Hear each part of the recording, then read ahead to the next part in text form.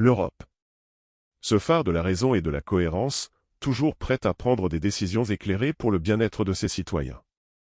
Cette fois, c'est l'industrie automobile qui est dans le collimateur de nos chers dirigeants. Parce que, bien sûr, s'aborder un secteur clé de l'économie, c'est exactement ce dont nous avions besoin en pleine crise énergétique et climatique.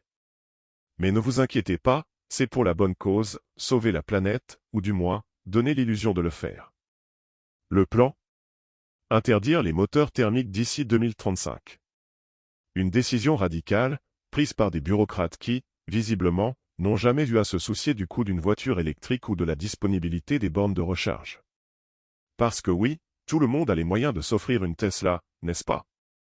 Et bien sûr, le réseau électrique européen est parfaitement capable de supporter cette transition miraculeuse. Spoiler alerte, ce n'est pas le cas. Mais attendez, il y a mieux.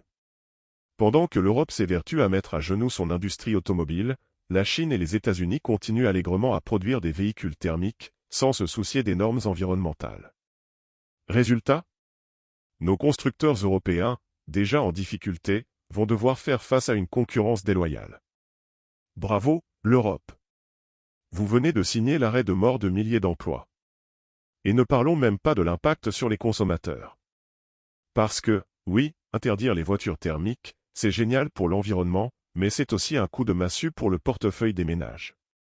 Les voitures électriques sont chères, leur autonomie est limitée, et les infrastructures de recharge sont quasi inexistantes dans certaines régions.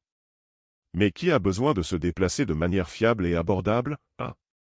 En somme, l'Europe, dans sa grande sagesse, a décidé de sacrifier son industrie automobile sur l'autel de la vertu écologique.